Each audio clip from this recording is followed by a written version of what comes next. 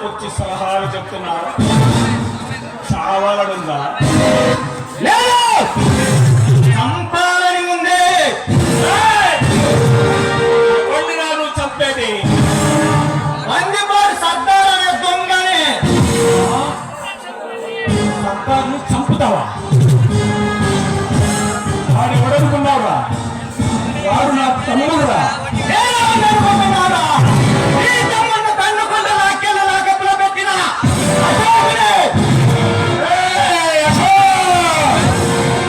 నువ్వేనంటారా నా తమ్ముడిని అరెస్ట్ చేసింది? నీకెన్ని గుండెలురా? ఉన్నది ఒకటే గుండె, అది ఉప్పు మొక్క. నీలాంటి డొక్కు ఎవరికి పక్కన కూడా భాగం చెప్పాలని ఆ బందిపోటు సర్దార్ గారిని బంధించారా?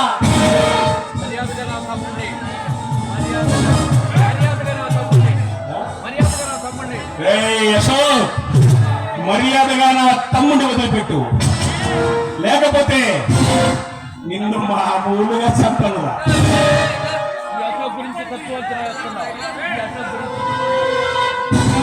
నా తమ్ముడిని వదిలిపెట్టకపోతే నిన్ను ముక్కలు ముక్కలుగా నరికి నీ శవాన్ని, నీ మాంసాన్ని నీ ప్రభుత్వానికి పార్సల్ చేస్తానురా.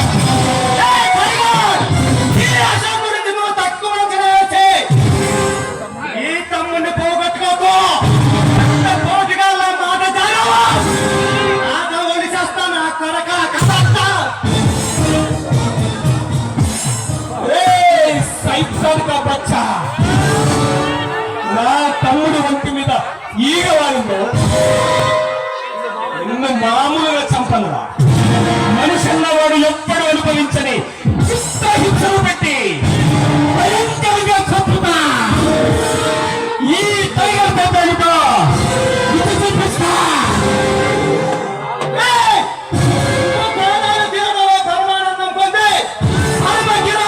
నాకు బాగా తెలుసురా.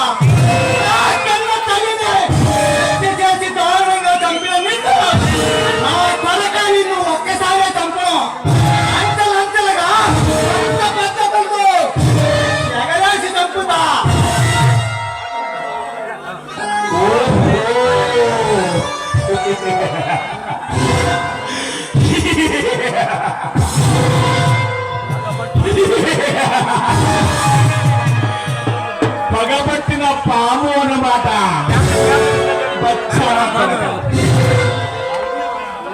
పగ చల్లారక ముందే ఈ శవాన్ని సుసరావటి గల కలుపుతాను.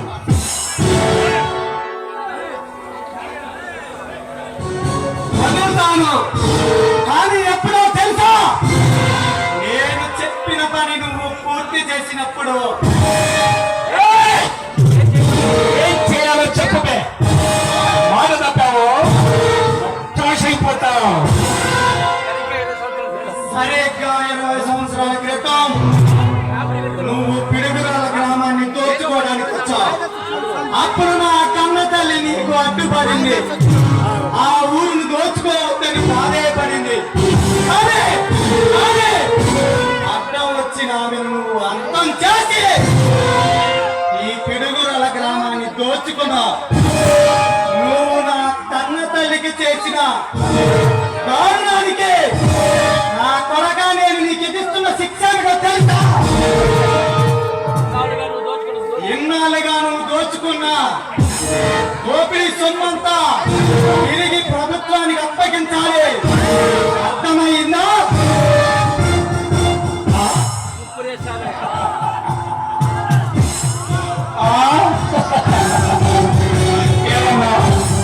ఏమన్నా సొమ్ము అప్పగించాలా?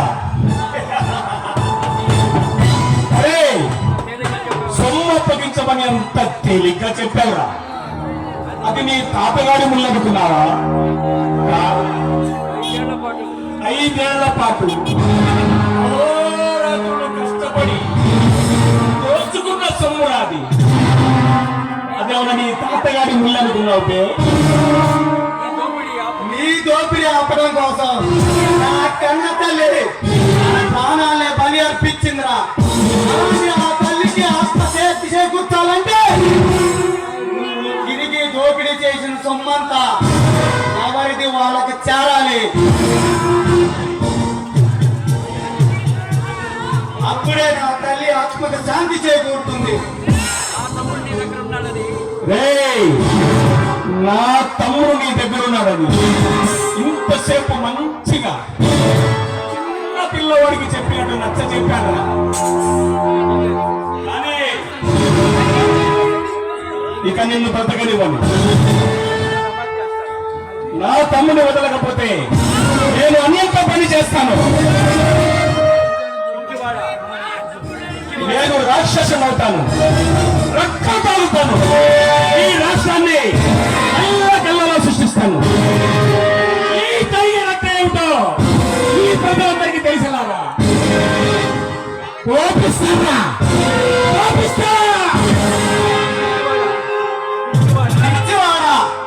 సర్దార్ గారిని ఎక్కడ దాచిపెట్టాను నాకు మాత్రమే తెలుసు, మరెవ్వరికి తెలియదు. నేను గాని ఇప్పుడు అక్కడికి వెళ్ళకపోతే అక్కడ నీ తమ్ముడు నీళ్లు లేక తిండి లేక నీచంగా నికృష్టంగా చస్తాడు. నేను చెప్పినట్టు నువ్వు వింటావు, నీ తమ్ముడిని కాపాడుకుంటావు లేక పని చేసుకుంటావు, నీ ఇష్టం. వస్తా.